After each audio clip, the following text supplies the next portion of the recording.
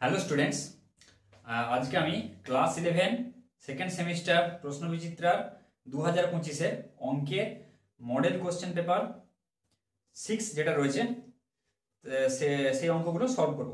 তো এর আগে আমি 5টা মডেল কোশ্চেন সলভ করে দিয়েছি। তো তোমরা যারা যারা দেখোনি, ডেসক্রিপশন বক্সে প্লেলিস্টের লিঙ্ক দেওয়া রয়েছে, সেখান থেকে যে তোমরা দেখে নিতে পারো। তো এই অঙ্কগুলো দেখো এবং দেখার সাথে সাথে অঙ্কগুলো প্র্যাকটিস করো খাতায়, কেননা যত প্র্যাকটিস করবে তত তোমরা ভালোভাবে পরীক্ষার খাতায় তোমরা ভালো করে অঙ্কগুলো করতে পারবে। না হলে তোমরা যদি খালি দেখে নাও, অঙ্কগুলো দেখলে হয়তো বুঝতে পারবে, কিন্তু পরীক্ষার খাতায় দেখা এক, বোঝা এক এবং পরীক্ষার খাতায় করা আরেক জিনিস। সেই জন্য অঙ্ক হচ্ছে প্র্যাকটিসের জিনিস, ভালো করে প্র্যাকটিস করবে অঙ্কগুলো দেখে। তো চলো দেখো, মডেল কোশ্চেন পেপার 6-এর একের দেখে একটা কি বলেছে, 2x² - 3/2x 2x² - 3/2x whole to the power 8। একের দাগের 1 2x² -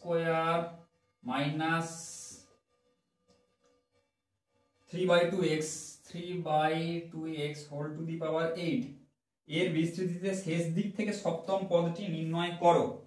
শেষ দিক থেকে সপ্তম পদ, শেষ দিক থেকে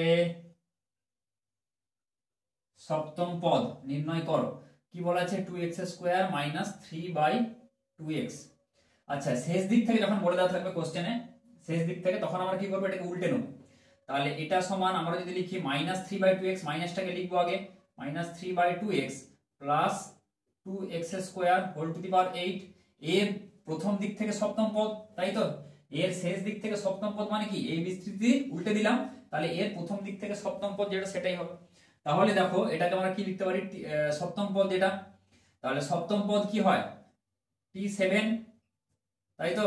তাহলে t7 মানে কি, t যেটা বলেছিলাম 6 + 1, tr + 1 আকারে সাজাতে হবে সাধারণ পদ। তাহলে সাধারণ পদের সূত্রটা কি হয়, a + x এর হোল n এর সাধারণ পদের সূত্র tr + 1 সমান ncr a two the power n - r into x to the power r, তাই তো। এবার যেখানে যেখানে যে মান রয়েছে বসাও, r এর মান এখানে কিন্তু 6 আর n এর মান হচ্ছে 8। তাহলে এবার বসাও 8c, r এর মান হচ্ছে 6, a এর মান হচ্ছে কিন্তু পুরোটা, তাই তো, -3/2x ইনটু মাইনাস, একদম দেখে হয়তো কেউ মাইনাসটা তাড়াতাড়ির জন্য বা ভুলবশত দিলে না, পুরো অঙ্ক ভুল হয়ে যাবে, তাই তো, 2 নম্বর পাবে না। সেই জন্য আগের বারে কি ছিল তোমাদের, এমসিকিউ ছিল, এবারে কিন্তু খাতায় করতে হবে এমসিকিউ। কি একটা, যে কোনো একটা তোমরা যদি আন্দাজও দিতে, তার একটা ঠিক হওয়ার চান্স থাকতো, যে হ্যাঁ এটা ঠিক হবে, ঠিক বা ভুল। কিন্তু এখানে তোমাদের অঙ্ক খাতায় করে তার উত্তরটা কত হবে সেটা তোমাদেরকে দেখাতে হবে পুরো প্রসেসটা। তাহলে NCR a two the power n - r, n মানে হচ্ছে 8, 8 - r, r মানে হচ্ছে 6 into x to the power r, x এর মান হচ্ছে দেখো 2x² আছে x এর জায়গায়, তাই তো। তাহলে 2x² এটা two the power r, r এর মান হচ্ছে 6, তাই তো। ব্যাস, এবার হচ্ছে করো। তাহলে এনসিআর এটা ভাঙো, 8 ফ্যাক্টোরিয়াল বাই কি হচ্ছে 8 - 6 ফ্যাক্টোরিয়াল ইনটু 6 ফ্যাক্টোরিয়াল। তাহলে 8 - 6 ফ্যাক্টোরিয়াল মানে একদম আমি লিখে দিচ্ছি 2 ফ্যাক্টোরিয়াল ইনটু 6 ফ্যাক্টোরিয়াল ইনটু এটা টু দি পাওয়ার, এখানে 8 মাইনাস এখানে 6 রয়েছে, তাই তো। তাহলে 8 - 6 একদম আমি এখানে করে দিলাম 2, ঠিক আছে, 8 - 6। আচ্ছা, এবারে দেখো -3/2x এর হোল স্কয়ার, তাহলে মাইনাসটা থাকবে না, মাইনাসটা ক্যান্সেল হয়ে যাবে। তাহলে 3 3 এখানে কত হচ্ছে 9, 3 স্কয়ার, তাই তো, 3 স্কয়ার বাই 2x এর হোল স্কয়ার আছে, তাই তো, বাই এখানে 2 স্কয়ার আছে। তাহলে 2 স্কয়ার ইনটু x², তাই তো। এবার x² যেটা সেটা যদি আমি তুলে দিই -2 হয়ে যাবে, x² যেটা সেটাকে উপরে তুলে দিলে -2 হয়ে যাবে, ইনটু 2 টু দি পাওয়ার 6, তাই তো, 2 টু দি পাওয়ার 6 হয়ে গেল, into x² whole to the power 6 পুরোটা হবে। তাহলে 6 দুগুণে 12, x টু দি পাওয়ার 12 হয়ে গেল। তাহলে এটাকে এবার ভাঙো, 8 ফ্যাক্টোরিয়াল, 8 ফ্যাক্টোরিয়াল মানে কি বলছি, বারবার বলছি যে উপরে ফ্যাক্টোরিয়ালটাকে ভাঙতে হয় কিভাবে দেখে নাও, 8 × 7 × 6, নিচে যেটা বড় ফ্যাক্টোরিয়াল আছে, বড় ফ্যাক্টোরিয়াল কি দুটোর মধ্যে 6 ফ্যাক্টোরিয়াল, এতটা অবধি আমি যাব, ঠিক আছে। 6 5 4 3 2 1 হওয়ার কথা, আর লিখবো না, এখানে এটাকে 6 ফ্যাক্টোরিয়াল দিয়ে দিলাম, তাই তো। 6 5 4 3 2 লেখাও যা, ফ্যাক্টোরিয়াল দেওয়াও তা। বাই নিচে যেটা আছে এখানে কি আছে, 2 ফ্যাক্টোরিয়াল মানে 2 × 6 ফ্যাক্টোরিয়াল দিয়ে দিলাম, কেন আমি 6 ফ্যাক্টোরিয়াল কেটে দিলাম, বোঝা গেল। আচ্ছা, ইনটু এখানে করো, এখানে 3 3 9, তাই তো, 9 করো। আর এখানে দেখো 2 স্কয়ার, এখানে 2 টু দি পাওয়ার 6, মানে কি হয়ে যাবে 2 টু দি পাওয়ার 6 মাইনাস 2 মানে 2 টু দি পাওয়ার 4 হয়ে যাবে, উপরে 2 টু দি পাওয়ার 4 হয়ে গেল। আর x টু দি পাওয়ার দেখো 12, x to the power minus 2 মানে x to the power 12 minus 2 মানে হয়ে যাবে 10। তাহলে এখানে এবারে কাটো, কত হচ্ছে 2 4 8, তাই তো। আচ্ছা এবারে গুণ করো, আর তো কিছু নেই, সব তো কাটাকুটি হয়ে গেল। তাহলে এখানে কত হবে, 2 দুগুণে 4 দুগুণে 8 দুগুণে 16, 16 4 64, আর 9 7 63। তাহলে 64 ইন্টু 63, ঠিক আছে, 64 ইন্টু 63 এটাকে গুণ করো, 3 4 12 2 192, 6 4 24 38, ঠিক আছে, 2 3 4032, ঠিক আছে। তাহলে হয়ে গেল 4032, আর এটা পুরোটা উপরে into x to the power 10 into x to the power 10। তাহলে এই বিস্তৃতির শেষ দিক থেকে সপ্তম পদ হলো 4032 x টু দি পাওয়ার 10, বোঝা গেল। তো এইভাবে করতে হবে, ঠিক আছে, এটাই হলো উত্তর। তারপর দেখো একের একের অথবা 2x - 3/x whole to the power 2p, এটা অথবা or 2x - 3/x whole to P এর বিস্তৃতির মধ্যপদটি নির্ণয় করো। এটা বলা আছে whole to the power 2p এর বিস্তৃতির মধ্যপদ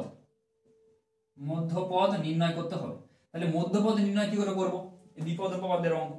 মধ্যপদ দেখো কি হয়, যে মাঝের যে পদটা, তাহলে আগে যদি আমরা বিস্তৃতির পদ সংখ্যা জেনে নিই তাহলে কততম পদ মধ্যপদ হবে সেটা বের করতে পারবো। তাহলে বিস্তৃতির পদ সংখ্যা কত, বিস্তৃতির পদ সংখ্যা এটা কত হবে, উপরে যেটা থাকে সেটা +1 হয়, তাই তো। উপরে যে এখানে থাকে n এর জায়গায় সেটা +1, তার সাথে 1 যোগ করে দাও, এটাই হবে বিস্তৃতির পদ সংখ্যা, বোঝা গেল, যে কোনো বিস্তৃতি। তাহলে বিস্তৃতির পদ সংখ্যা পেয়ে গেল। এবার এইটা বলো যে এটা যুগ্ম না অযুগ্ম, এটা হচ্ছে কি একটা অযুগ্ম সংখ্যা। দেখো পি এর মান তো যে কোনো একটা পূর্ণ সংখ্যা, তাই তো, যে কোনো সংখ্যা 1 2 3 4 যাই বসাও, এখানে 4 5 6 পি এর মান, তাই তো। পি এর মান যদি ধরো এখানে 3 বসাও, 3 দুগুণে 6 যুগ্ম, তাই তো। তাহলে পি এর মান এখানে যদি 3 বসাও, 3 দুগুণে 6 + 1 7 হয়ে গেল, এটা অযুগ্ম সংখ্যা, তাই তো। পি এর মান এখানে 4 বসাও, 4 দুগুণে 8 + 1 9, এটা অযুগ্ম। তাহলে যাই বসাও পি এর মান 2 3 4 5 6 যাই বসাও না কেন, এই পুরো টার্মটা অযুগ্ম হয়ে যাচ্ছে, তাই তো, কেননা এটা যুগ্ম, যুগ্মর সাথে 1 যোগ করলে অযুগ্ম হয়ে যায়। তাহলে অযুগ্ম যখন সংখ্যা থাকবে তার বিস্তৃতির কটা মধ্যপদ থাকবে, একটা থাকবে। এটা জানার আরো ভালো উপায় বলে দিচ্ছি, 1 2 3 4 5, ধরো 5টা টোটাল পদ আছে, তার মধ্যপদ কোনটা হবে, এই পদটা হবে, 3 নম্বর পদটা, তাই তো, 3 নম্বর, তাই তো, 3 নম্বর যে পদটা সেটা হবে মধ্যপদ, 3তম পদ বা 3 নম্বর পদ যেটা আছে এখানে যেটা থাকবে, তাই তো। তাহলে এটাই হবে মধ্যপদ। এটা কি করে পেলাম আমরা, তাহলে অযুগ্ম সংখ্যার ক্ষেত্রে একটাই মধ্যপদ থাকে এবং সেটা হয় যে 5 দিয়ে, তোমাদের উদাহরণ দিয়ে দেখালাম 3তম। এটা কি করে পাবো, সহজ নিয়ম হচ্ছে, এবার বড় হয়তো অযুগ্ম সংখ্যা আছে তখন কি করে করবে, 5 + 1/2, তাই তো। তাহলে এটা কত হচ্ছে 6/2 সমান 3, দেখো 3 বেরাচ্ছে, তাহলে এততম পদ। তাহলে মেন কথা, কোনো অযুগ্ম সংখ্যক যদি পদ থাকে তার মধ্যপদ নির্ণয়ের জন্য কি করব আমরা, সেটাকে আরো 1 দিয়ে যোগ করব। এই যে 1 দিয়ে যোগ করলাম 5টা পদ, এখানে 2p + 1 সংখ্যক পদ, তাই তো, এখানে 1 দিয়ে যোগ করে 2 দিয়ে ভাগ করব, তাহলে মধ্যপদ, অতএব মধ্যপদটি হবে সমান, এত সংখ্যক পদ আছে 5 এর জায়গায় এটা +1, আরো 1 যোগ করব বাই 2 করব, তাহলে কত হচ্ছে 2p + 2, তাহলে উপর থেকে যদি 2 কমন নিয়ে নাও কত হবে, p + 1/2 সমান 2 2 কেটে দাও, p + 1 তম পদ, এটা নয় এততম পদ, তাহলে এইটা হবে মধ্যপদ। এইবার দেখো তাহলে p + 1 এটা বের করে ফেলো, এটাই মধ্যপদ। তাহলে t p + 1 মানে কি, সেই r + 1, r এর জায়গায় এখানে p আছে ধরে নাও, তাই তো।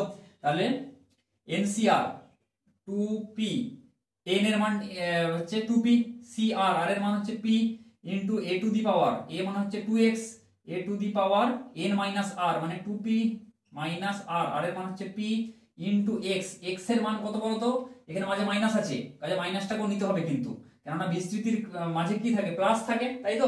তাহলে a প্লাস, এখানে কি হচ্ছে, এই যে মাইনাসটা, তাই তো, এটা কোন কি হিসেবে আছে, a প্লাস মাইনাস x এই হিসেবে আছে, যেখানে মাইনাস x টা হচ্ছে এইটা, ক্লিয়ার। তাহলে সেই হিসাবে হচ্ছে তোমাকে মাইনাস এক্সটাও কিন্তু এখানে ধরতে হবে। -3/x, এটা হচ্ছে x এর জায়গায় আছে, এটা two the power r, r এর মান হচ্ছে এখানে p, বোঝা গেল? তাহলে এইটা হিসাব করলেই এটা মধ্যপদটা আমরা পেয়ে যাব। তাহলে 2p/cp মানে কত হচ্ছে 2p ফ্যাক্টোরিয়াল, তাই তো? 2p ফ্যাক্টোরিয়াল বাই এখানে হচ্ছে কত 2p - p ফ্যাক্টোরিয়াল মানে p factorial into p factorial, বোঝা গেল? আচ্ছা, আর এইখানটা দেখো কত হচ্ছে আর এই জায়গাটা 2x 2 টু দি পাওয়ার, তাহলে হিসাব করো এখানে 2 to the power 2p - p, 2p - p মানে এখানে p, তাহলে 2 to the power p into x to the power p into এখানে মাইনাস আছে, মাইনাসটাকে 1 হিসেবে বের করে দিলাম, মাইনাস 1 গুণ আছে, -1 to the power p into 3 to the power p, তাই তো? By x to the power p, by x to the power p, হয়ে গেল। এবার এটাকে হিসাব করো p ফ্যাক্টোরিয়াল, তাই তো? 2p ফ্যাক্টোরিয়াল, তাহলে p ফ্যাক্টোরিয়াল এখানে কেটে দাও, তাহলে কত হচ্ছে নিচে p ফ্যাক্টোরিয়াল থাকবে, তাহলে এখানে কত হচ্ছে xp, এটা কেটে দাও, -1 টু দি পাওয়ার p, তাহলে 2 by p factorial into 2 to the power p, তাই তো? এখানে -1 টু দি পাওয়ার p রাখো, তাহলে 2 to the power p into 3 to the power p, দেখো 3 to the power p into 2 to the power মানে কত হবে 3 দুগুণে 6 টু দি পাওয়ার p, একদম আমি করে দিতে পারি, তাহলে 2 ইনটু এখানে করে দাও 6 to the power p into -1 whole to the power p, বোঝা গেল? এটা হবে, বা এটাকে 2p/cp রেখে দাও, এখানে দেখি উত্তর কত আছে, দেখো এখানে আছে 2p/cp/6 two the power p, হ্যাঁ এখানে 2p, এটা করে দাও, ওটা করার দরকার নেই, 2p ফ্যাক্টোরিয়াল আর ভাঙার দরকার নেই, যেটা আছে 2p/cp এটাই আছে, এটা রেখে দাও, এটা আর কিছু করার দরকার নেই, এটাই আছে, ঠিক আছে? 2p/cp 2 into 3 6 to the power p by -1 whole to the power p, আর এটা কেটে যাবে, তাহলে এটাই হবে বিস্তৃতির, এই বিস্তৃতির মধ্যপদ হবে এইটা, ঠিক আছে? তারপর দেখো একের থেকে 2 একটা মান নির্ণয় করো, কার মান নির্ণয় করতে বলেছে n সমান সামেশন n সমান 1 to 10 2 to the power n minus n 2 to the power n minus n 2 to the power n minus n, এর মানটা আমাদেরকে নির্ণয় করতে বলেছে, ঠিক আছে? তাহলে সামেশন চিহ্ন মানে কি সেই যোগফল, n সমান 1 থেকে 10 অবধি এখানে বসে বসে যোগ করব, সেটাই হবে, যেটা এখানে রাশিটাকে লিখে ফেলি আগে, তাহলে n সমান 1 থেকে 10 অবধি বসাই, 2 টু দি পাওয়ার 1 মাইনাস এখানে হচ্ছে 1, তাই তো? এই একটা প্লাস 2 টু দি পাওয়ার এখানে 2 মাইনাস এখানে হচ্ছে 2 প্লাস এরকম করে ডট ডট ডট ডট করে যাবে, শেষে কত থাকবে 2 টু দি পাওয়ার 10, তাই তো? মাইনাস, আচ্ছা আরেকটা এখানে লিখে ফেলি, আরেকটা যদি এখানে লিখো 2 to the power cube minus 3 plus dot dot dot, শেষে থাকবে 2 টু দি পাওয়ার 10 মাইনাস 10, এরকম থাকবে, ব্যাস এটা হয়ে গেল, ভেঙে ফেললাম। এবারে দেখো 2 to the power 1 2 to the power square 2 এর কিউব, এগুলোকে পাশাপাশি লিখি, 2 টু দি পাওয়ার 1 প্লাস 2 এর কিউব প্লাস 2 এর স্কয়ার 2 এর cube plus dot dot dot দিয়ে শেষে হচ্ছে 2 টু দি পাওয়ার 10, এটা হয়ে গেল একটা, মাইনাস ব্র্যাকেট দিলাম এখানে 1, তাই তো? আচ্ছা, মাইনাস যে কমনটা নিয়েছি, তাহলে দেখো এটা কি হচ্ছে 2 হয়ে যাবে, এখানে প্লাস 2 হয়ে যাবে, কারণ মাইনাস প্লাসে কি হয় দেখো মাইনাস, তাই তো? তাহলে এখানে ব্র্যাকেট মানে মাইনাস কমন নিয়ে ব্র্যাকেট দিলে এই যে মাইনাস গুলো সব প্লাস হয়ে যাবে, বোঝা গেল জিনিসটা? প্লাস ডট ডট ডট এখানে হচ্ছে 10 অবধি, ঠিক আছে? মানে ব্র্যাকেটটা তুলে দিলে দেখো সেই মাইনাস চলে আসছে, ঠিক আছে? তো আলাদা আলাদা করে দিলাম, একটা এই পাওয়ারের যে 2 এর স্কয়ার 2 এর কিউব গুলোকে আলাদা করলাম, আর একটা 1 2 3 এগুলোকে 10 অবধি আলাদা করে দিলাম। এবারে দেখো এটা একটা ওই গুণোত্তর এতে পড়ে যাচ্ছে, গুণোত্তর শ্রেণীতে, তাই তো? কেননা প্রথম পদ দেখো 2 আর এখানে সাধারণ অনুপাত কত 2, মানে প্রথম পদটা কি এখানে 2, তারপরে দেখো 2 দুগুণে 4, তারপর 4 দুগুণে 8 8 দুগুণে 16, এরকম করে করে 2 টু দি পাওয়ার 10 অবধি আছে, দেখো ফার্স্ট পদ, তাই তো? 2 2 এর স্কয়ার, তাহলে a এখানে কত 2, সাধারণ অনুপাত r সমান 2, তাই তো? তাহলে এর যে সূত্রটা সেটা কি হয়, গুণোত্তর প্রগতির যে যোগফলের সূত্র a into r to the power n minus 1 by r minus 1, এটা হয়। তাহলে এখানে এই সূত্রে এখানে বসাচ্ছি আমরা 2 এর মান 2 into r to the power n 2 to the power n, n মানে হচ্ছে কটা সংখ্যক পদ আছে, টোটাল 10 খানা পদ আছে, তাহলে 10 minus 1 by r minus 1, r এর মান 2 মাইনাস 1, ঠিক আছে, মাইনাস হয়ে গেল 1 2 3 থেকে 10, 1 থেকে 10 অবধি যোগফল। তাহলে প্রথম n সংখ্যক স্বাভাবিক সংখ্যার যোগফল কি হয় দেখো, এটা প্রথম n সংখ্যক স্বাভাবিক সংখ্যার যোগফল, তাই তো, বা তোমরা এমনি সমান্তর প্রগতি, এখানে কত 1 করে সাধারণ অন্তর আছে, 1 1 করে বাড়ছে, এটা সমান্তর প্রগতিতে আছে 1 1 1 করে বাড়ছে, এইভাবেও করতে পারো যোগফলের সূত্র ফেলিয়ে, বা তোমরা প্রথম n সংখ্যক স্বাভাবিক সংখ্যার যে যোগফল সেই সূত্র ফেলেও করতে পারো। প্রথম n সংখ্যক মানে প্রথম 10টি স্বাভাবিক সংখ্যার যোগফল কি হয়, প্রথম n সংখ্যক স্বাভাবিক সংখ্যার যোগফল হয় n * n + 1/2, তাহলে n এর জায়গায় এখানে 10 বসিয়ে দাও, 10 * 10 + 1/2, এটা হয়ে গেল, ব্যাস এটাকে আমরা হিসাব করি আমরা, 2 * 2 ^ 10 - 1, তাহলে 2 ^ 10 - 1, এটাকে হিসাব করলে কত হয়, 2 দুগুণে 4 দুগুণে 8 দুগুণে 16 দুগুণে 32, তাহলে 32 * 32, তাই তো, তাহলে 32 এর সাথে 32 দিয়ে গুণ করে 32 দুগুণে 64, তাহলে 6 6 9 96, 96 আর 6 হচ্ছে 102,024, তাই তো, তাহলে এটাই হয়ে গেল 1024, তাহলে 2 ^ 10 মানে 1024 - 1 মানে 1023, 1023 এর সাথে 2 গুণ, 2 * 1023, আর নিচে 1 হয়ে যাবে, মাইনাস 10 + 1 মানে 11, 11 10 এ 110, 110/2, তাই তো, তাহলে এটা 55 হয়ে যাবে, 55 দুগুণে 110, তাহলে 2 * 1023 - 55, 1023 কে 2 দিয়ে গুণ করলে 2 3 এ 6, 2 দুগুণে 4 -55, তাহলে এখান থেকে এটা 1, এটা 9, এটা 9, এটা 1991, ঠিক আছে, তাই তো, তাহলে এটাই হবে 1991, বোঝা গেল, এই যে উত্তরটা সামেশন অফ 2 ^ n - n এর উত্তর হবে 1991, বোঝা গেল। তারপরে দেখো 2 এর আগেরটা 3x + 4y + k = 0, সরলরেখার মূল বিন্দু থেকে দূরত্ব 2 একক হলে k এর মান নির্ণয় করো, ঠিক আছে, 3x + 4y + k = 0, 2 এর 1 3x + 4y + k = 0, এটা সরলরেখা দেওয়া আছে, এটা বলা আছে যে মূল বিন্দু থেকে, ধরো মূল বিন্দু, তাই তো, 0, 0, এই মূল বিন্দু থেকে এই যে সরলরেখা, এই সরলরেখার উপর যে দূরত্ব সেটা বলে দেওয়া আছে 2 একক, কোন সরলরেখা, সরলরেখা 3x + 4y + k, তাই তো, 3x + 4y + k = 0 হলে k এর মান নির্ণয় করতে বলছে, বোঝা গেল। তাহলে দূরত্বের যে সূত্র এমনি সাধারণ সূত্রে বসিয়ে দেবো, সোজা অঙ্ক। তাহলে দূরত্বের ক্ষেত্রে কি হয় সূত্রটা, মূল বিন্দু থেকে এই সরলরেখার উপর যে লম্ব দূরত্ব সেটা কি হয়, 3 ইনটু এখানে যে বিন্দুগুলি যেগুলো আছে, যে বিন্দু থেকে দূরত্ব বলবে যে সরলরেখার উপর, সেই বিন্দুর যে স্থানাঙ্কগুলোকে সেটা x আর y এর জায়গায় আমরা বসিয়ে দেবো, ঠিক আছে, উপরে 3 * 0 + 4 * y এর জায়গায় 0 + k, এটা থাকবে মডের মধ্যে ডিভাইডেড বাই √3 এর স্কয়ার মানে x এর সহগের স্কয়ার প্লাস y এর সহগের স্কয়ার, এটা সমান হচ্ছে 2 একক বলে দেওয়া আছে, তাই তো। আচ্ছা, এবারে কি করব, উপরটা এটা 0 হয়ে যাবে, এটাও 0 হয়ে যাবে, তাহলে থাকবে কি mod k, mod of k by √4 4 4 16 3 3 9, 16 9 25 এর রুট মানে হচ্ছে √25 ধরে নাও, এটা সমান এখানে 2, বা এবারে যদি আমরা মডটাকে তুলে দিই তাহলে k বাই 5 সমান কত হবে, +-2, ঠিক আছে, মডটাকে তুললাম, তাহলে k সমান কত হবে, 5 দুগুণে +-10, বোঝা গেল, তাহলে k এর মান হবে +-10, ঠিক আছে। 2 এর দাগে 2, y² = 4x অধিবৃত্তের নাভিগামী কোন জ্যায়ের একটি প্রান্তবিন্দুর স্থানাঙ্ক এটি স্কয়ার টু এটি হলে অপর প্রান্তবিন্দুর স্থানাঙ্ক কত হবে, y² =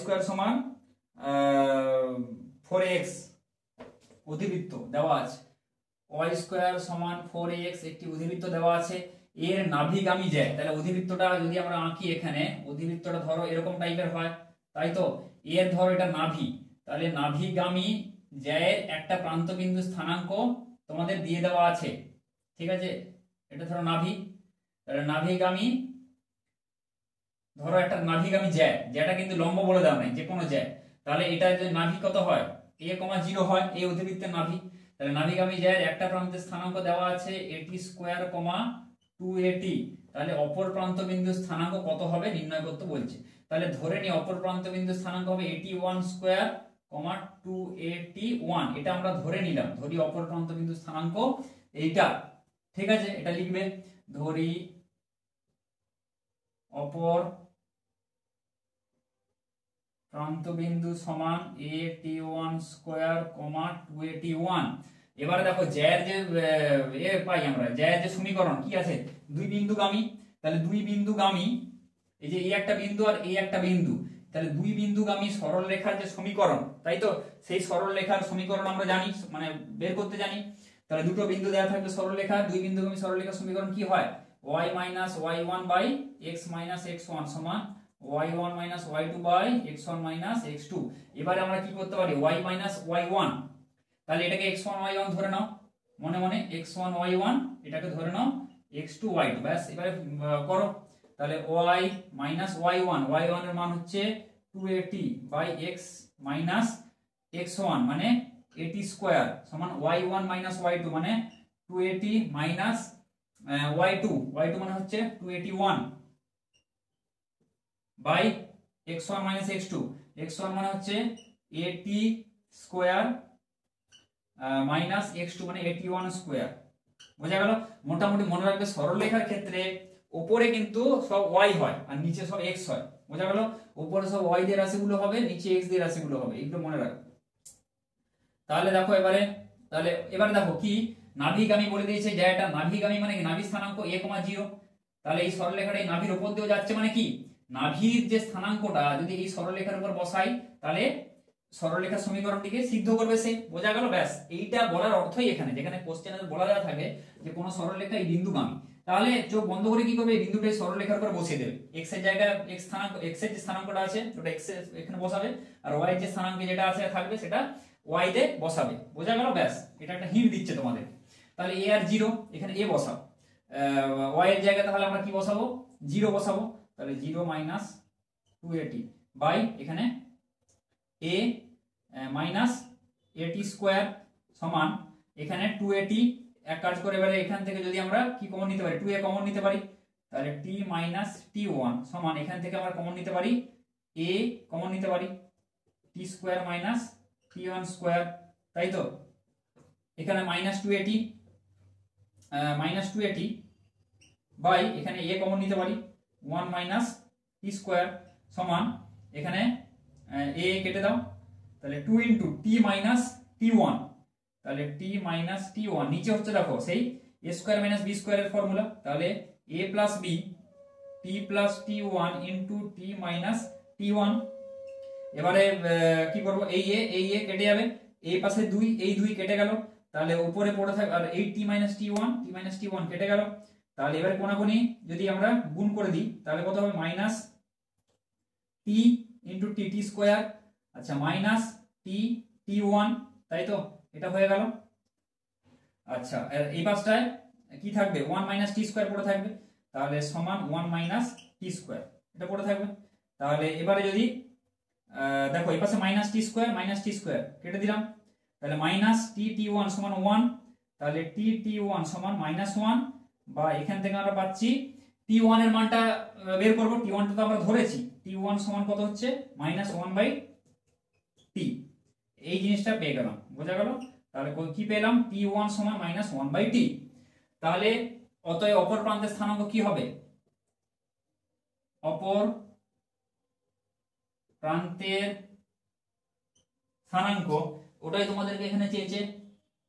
অপর প্রান্ত বিন্দু স্থানাঙ্ক কি হবে, at1 স্কয়ার, এবার মানগুলো বসিয়ে দাও, at1 স্কয়ার 281, তাই তো, এখানে মান বসাও, t1 মানে হচ্ছে minus a into minus 1/t তার হোল স্কয়ার কমা 2a ইনটু t1 মানে মাইনাস 1/t। ব্যাস এবার হিসাব করে এটা মাইনাসটা উড়ে যাবে, স্কয়ার আছে, তাহলে a বাই t স্কয়ার একটা হবে, তাই তো, কমা মাইনাস 2a বাই t। তাহলে এটাই হবে উত্তর, এটাই হবে অপর প্রান্ত বিন্দুর স্থানাঙ্ক। বোঝা গেল? ঠিক আছে, তাহলে অপর প্রান্ত কিন্তু স্থানাঙ্ক বের করতে বললে এটা করবে। বা এক ধরনের অঙ্ক হয় যে দেখাও যে t1 t2 সমান কি হয় -1 হয়। এক ধরনের অঙ্ক এরকম পড়ে সেম টাইপের অঙ্ক t1 t2 সমান -1 হয়। তো এই ধরনের অঙ্কগুলো কিন্তু তোমাদের আসতে পারে সরলরেখার চ্যাপ্টার থেকে। ঠিক আছে, এই সরলরেখা বলছি অধিবৃত্ত চ্যাপ্টার থেকে এগুলো কিন্তু আসতে পারে, হয় 2 নম্বর দেবে বা 4 নম্বরের অঙ্ক কিন্তু এভাবে থাকতে পারে। কাজেই অঙ্কগুলি প্র্যাকটিস করো। এবার দেখো 2 এর দাগের 2 এর অথবা 2x এর আগেরটা 2 এর দাগে 2 ছিল, ওটা 1 দিয়ে করা হয়ে গেছে। 2 এর দাগে 2 ছিল, এটা 2 এর অথবা 2 এর 2 অথবা 2x স্কয়ার - 3y স্কয়ার সমান 1, 2x স্কয়ার - 3y স্কয়ার সমান 1। এই একটা পরাবৃত্ত দেওয়া আছে এবং আরেকটা পরাবৃত্ত দেওয়া আছে 3x স্কয়ার - 2y স্কয়ার সমান 1। এই একটা পরাবৃত্ত দেওয়া আছে। বলা কি বলেছে, কি জিজ্ঞেস করেছে, পরাবৃত্তদ্বয়ের উৎকেন্দ্রতার অনুপাত নির্ণয় করো। পরাবৃত্তদ্বয়ের উৎকেন্দ্রতার অনুপাত নির্ণয় করো। তাহলে দেখো কি করব, আগে এটাকে পরাবৃত্ত আকারে সাজাও। x square by a square - y square by b square সমান 1, তাই তো। দেখো তাহলে কি করব, এটাকে x স্কয়ার, এখানে তো 1 আছে, এখানে 2 আর 3, 2 কে আর 3 কে এমন দিয়ে ভাগ করবে যাতে ভাগ চলে যায়। 3 আর 2 এর লসাগু কত হবে, সেই লসাগু দিয়ে ভাগ করে দাও। 3 আর 2 এর লসাগু কত হবে 6, তাই তো। তাহলে 6 দিয়ে ভাগ করে দাও। 2x স্কয়ার কে 6 দিয়ে যদি ভাগ করে দাও তাহলে কত হবে, x square by 3 minus y square by 2 সমান 1। বোঝা গেল। এটাকেও তাই 6 দিয়ে ভাগ করে দাও, তাহলে x স্কয়ার বাই এখানে কত হবে 3x স্কয়ার বাই 6 মানে x square by 2 minus y square by 3 সমান 1 হয়ে গেল।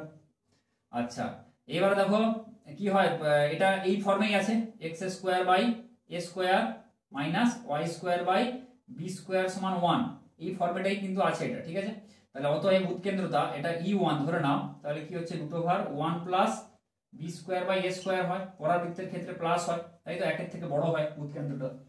তাহলে দেখো √, এখানে 1 প্লাস b স্কয়ার মানে হচ্ছে এই 2, তাই তো। b স্কয়ারের মানটাই কিন্তু 2, বোঝা গেল, মানে √2 এর হোল স্কয়ার। এটা b এর মান কিন্তু √2, ঠিক আছে। তাহলে b স্কয়ার যখন আছে তাহলে 2 বসিয়ে দাও একদম, তাহলে 2 আর a স্কয়ারের মান হচ্ছে এখানে 3, তাই তো। তাহলে এটা কত হচ্ছে 5 এর 3, 3 এর 3 4 5, 5 এর 3, তাহলে √5 বাই √3, √5 বাই √3, ঠিক আছে। আর e2 টা বার করে এখানে e2, তাই তো। তাহলে √1 প্লাস এখানে b square by a square সমান 1 প্লাস এখানে হচ্ছে 3 বাই এখানে 2, তাহলে কত হচ্ছে 5 এর 2, √5 বাই 2। তাহলে এটা e2, এটা e1, এটা হচ্ছে কত e2, তাহলে e1 is to e2 এটা চাইছে, তাহলে e1 is to e2, e1 by e2 এটা করো। তাহলে কত হবে √5 বাই √3, এটাকে e2 দিয়ে এর ভাগ করতে হবে, মানে কি উল্টে যাবে, উল্টে গুণ হয়ে যাবে, এটা কেটে দাও, তাহলে কত হবে √2 বাই √3। অতএব উৎকেন্দ্রতা দ্বয়ের অনুপাত, তাহলে e1 is to e2 এটা চাইছে, কিন্তু এটা প্রথমে থাকবে, এটা পরে থাকবে, তাই তো। e2 is to e1 করে দেবে না, এটা প্রথমে বলা আছে, এটা is to এইটা, এর যে উৎকেন্দ্রতা সমান কত হবে √2 is to √3, বোঝা গেল। তাহলে এটাই হবে উত্তর। দেখো 3 এর দাগের 1 এর পর কি বলা আছে, দুটি ছক্কা একসঙ্গে চালা হলো, প্রাপ্ত সংখ্যা দুটির অন্তরফল 1 হওয়ার সম্ভাবনা নির্ণয় কর। কি বলা আছে, দুটি ছক্কা একসঙ্গে চাললে প্রাপ্ত সংখ্যাগুলির অন্তরফল 1 হওয়ার সম্ভাবনা নির্ণয় করো। 1, ঠিক আছে। তাহলে ধরো দুটো ছক্কা, এখানে কি কি সংখ্যা থাকে 1 2 3 4 5 6, ঠিক আছে। প্রতিটা ছক্কা এগুলো থাকে। এবার দুটো ছক্কা একসঙ্গে চালা হলো, আরেকটা ছক্কা তো এরকম থাকবে, তাদের প্রাপ্ত যে সংখ্যা যেগুলো পাবো তাদের অন্তরফল যেন 1 হয়, এরকম সম্ভাবনা নির্ণয় করতে বলেছে। তাহলে দেখো এরকম কত হবে 6 6, মানে মোট আমরা কি পাবো 6 6 36, ns যেটা পাবো স্যাম্পল স্পেসে মোট যে নমুনা বিন্দু, তাহলে ns পাবো কটা, এখানে 6টা আছে 6, আর আরেকটা ছক্কা তো তাহলে 6টা থাকবে, তাহলে প্রত্যেকটার জন্য 6 × 6, তাহলে 6 6 এটা হয়ে যাবে 36, তাই তো। তাহলে 36টা আমি পাবো সম্ভাবনা। ধরো এর 3 পড়লো, এর হয়তো 5 পড়লো, এর 4, এর 6, এরকম করে 6 6 36 খানা পাবো। আচ্ছা na এটা কত পাবো, যদি এটা কত পাবো, এখানে সেটা পাবো যেটা এবার অন্তর্ফল সেটা হিসাব করে দেখবো। অন্তর্ফল সেটা হিসাব করলে কত হবে? অন্তর্ফল দেখো এখানে এক কি কি হতে পারে, ধরো দুটো ছক্কা চাললাম, এই একটা ধরো এই একটা, এর এক পড়তে পারে। অন্তর্ফল গুলো আমি বলে দিচ্ছি, এর এক, এর ধরো দুই পড়লো, তাহলে দেখো অন্তর্ফল কি হচ্ছে দুটো, এক হচ্ছে 2 - 1 1, বা এটাও হতে পারে এর দুই পড়লো এর এক পড়লো, তাহলে অন্তর্ফল এক হবে। সেরকম আর কি, যে অন্তর্ফল যেন এক হয় তাহলে ব্যবধান এক হতে হবে, এরকম কত কতবার হবে জিনিসগুলো, সেটা আমি এখানে কি কি হবে দেখো 1 2 2 1 এরকম লিখে দেবে। আচ্ছা 3 4 এটা হতে পারে 3 4, আর একটা হবে 4 3, এটা হয়ে গেল। 1 2 করলাম, এই 2 3 করো, 2 3 দিয়ে করো তাহলে সুবিধা হবে। 2 3 1 2 এটা হয়ে গেল। এবারে করো 2 3, তাহলে 2 এরকম করবে যাতে মিস না হয়ে যায়, 2 3 3 2, মানে এটাকে 2 3 লিখবে, আবার তিনটাকে এদিকে 3 2 করে দেবে, মানে প্রথম ছক্কার 2 দ্বিতীয় ছক্কার 3 হতে পারে, বা প্রথম ছক্কাতে 3 পড়তে পারে দ্বিতীয় ছক্কাতে 2 পড়তে পারে, দুটো কিন্তু আলাদা আলাদা সম্ভাবনা। তাহলে 3 4, এবার 3 4 করো, 3 এটা হচ্ছে 4, আবার 4 3, তাই তো হয়ে গেল। আচ্ছা এবার 4 5 করো, 4 5 5 আবার 4, এবারে 5 6 করো, 5 6 6 5, দেখো সবগুলোর অন্তর্ফল কিন্তু এক হচ্ছে, ঠিক আছে। এই এতগুলি সম্ভাবনা কিন্তু আসবে, 6 6 তো বেশি আর নেই, তাহলে কটা হচ্ছে দেখো 1 2 3 4 5 6 7 8 9 10, টোটাল 10, বোঝা গেল। তাহলে n এর সমান 10 হয়ে গেল, 10 খানা সম্ভাবনা।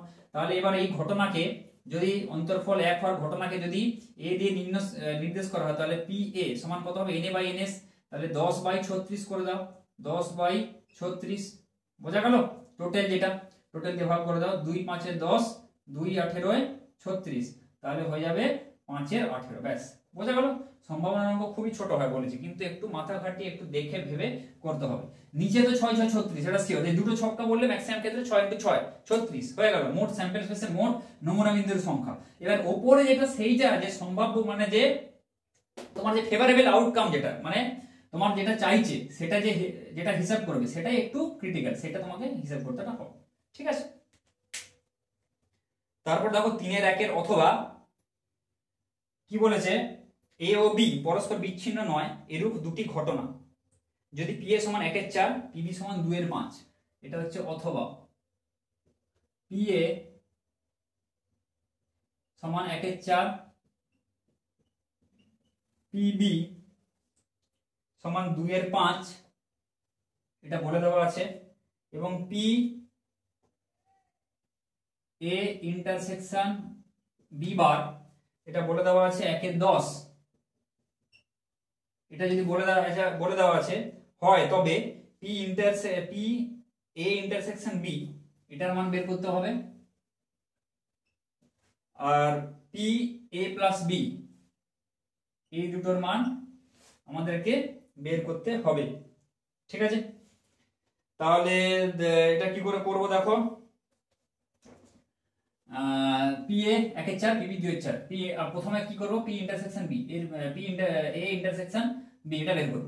আচ্ছা এটা মানে কি, আমরা কি জানি, P A intersection B bar, এটা মানে আমরা জানি P A minus P A intersection B, মানে পি এ থেকে যদি পি এ ইন্টারসেকশন বি, ঠিক আছে, এই দুটো যদি বাদ দাও, মানে এটা ধরো এ এটা ধরো বি, এ থেকে যদি এ ইন্টারসেকশন বি এটা যদি বাদ দিয়ে দাও, তাই তো, তাহলে কি হয়ে যাবে, পি এ ইন্টারসেকশন বি মানে এই পার্টটা পেয়ে যাবো, বোঝা গেল এই পার্টটা, এটা ঠিক আছে। তো সেটাই এখানে করেছি আমি, P A minus P A intersection এটা মনে রাখবে। তাহলে এবার দেখো পি এর মান বলা আছে 1 এর 4, এটা সমান কত, আচ্ছা এটা সমান তাহলে আমরা পাচ্ছি P A intersection B bar, আমাদের চাই যে পি এ ইন্টারসেকশন বিটার মান বের করতে বলেছে। তাহলে পি এ ইন্টারসেকশন বি এটা আমরা কি পাবো, এটা আমরা পাবো হচ্ছে P A minus P A intersection B bar, এটাকে এদিকে নিয়ে এলে এটাকে ওদিকে নিয়ে চলে এলাম, তাহলে এটা হয়ে গেল, তাই তো, এর মানটা বের পেয়ে যাবো। তাহলে এটা সমান হিসাব করে, এবার এটা সমান কত, পি এর মান হচ্ছে 1 এর 4 মাইনাস পি ইন্টারসেকশন বি বারের মান হচ্ছে 1 এর 10, 1 এর 4 থেকে 1 এর 10 এবারে বাদ দিয়ে দাও, তাহলে এখানে কত হবে 20 লসাগু 5 মাইনাস 2, তাহলে এটা হয়ে যাবে 3 এর 20, তাহলে এটা হয়ে গেল 3 এর 20, একটা উত্তর পেয়ে গেল। আর এটা দেখো P A bar B, P A plus B, তাই তো a প্লাস বি মানে, তাহলে এটাকে আমি লিখতে পারি কি P A plus P B minus P A intersection B, সেই ইউনিয়নের যে সূত্রটা পি এ ইউনিয়ন বি মানে তো প্লাস বি, তাহলে এটা প্লাস এটা মাইনাস এটা, তাহলে এটার মানগুলো এবার বসিয়ে দাও। পিবি এর মান কত 2 এর 5 minus P A intersection B বের করেছে এখানে 3 এর 20, তাহলে এটাকে এবার হিসাব করো, তাই তো 20, তাহলে উপরে 5 প্লাস 8 মাইনাস 3, 8 5 13 মাইনাস 3 10/20 মানে 1 এর 2, ঠিক আছে। তাহলে এটাই হবে উত্তর, একটা 3 এর 20 আর একটা হবে, এটা হবে 1 এর 2, এটা হবে 3 এর 20, বোঝা গেল। দেখো 3 এর দাগের 2 একটা, ঠিক আছে, কি বলেছে, একটি মুদ্রা পর পর 3 বার টস করা হলে অন্তত একবার টেল পড়ার সম্ভাবনা নির্ণয় করো।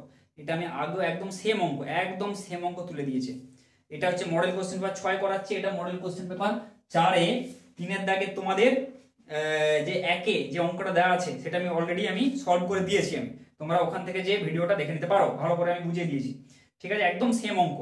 আর আরেকটা আছে, আরেকটা মডেল কোশ্চেনে তোমাদের অন্তত একবার হেড পড়ার সম্ভাবনা জিজ্ঞাসা করছে। কাজে এই কোশ্চেনগুলো কিন্তু খুব ভালো করে দেখে যাবে, কেননা তোমাদের স্কুল ওয়াইজ কোশ্চেন হবে, তো যে কোনো কোশ্চেন হতে পারে, হয়তো তারা প্রশ্ন বিচিত্র থেকে তুলতে পারবে, যে কোনো জায়গা থেকে তুলতে পারে, তো এগুলো খুব কমন টাইপের কোশ্চেন, খুব ভালো করে কিন্তু কোশ্চেনগুলো তোমাদের কিন্তু দেখে প্র্যাকটিস করে যাবে। তো প্লেলিস্ট থেকে ওই যে মডেল কোশ্চেন পেপার 4 এর ওই সম্ভাবনার যে 3 এর দাগে যে অঙ্কগুলো রয়েছে তার 3 এর দাগের 1 নম্বরে ওই অঙ্কটি কিন্তু আমি ভালো করে বুঝিয়ে দিয়েছি যে অন্তত একবার টেল পড়ার সম্ভাবনা, ঠিক আছে। তো 3 এর দাগের 2 যেটা বলেছে, 3 এর দাগের এখানে 2 এ আছে অন্তত একবার টেল পড়া।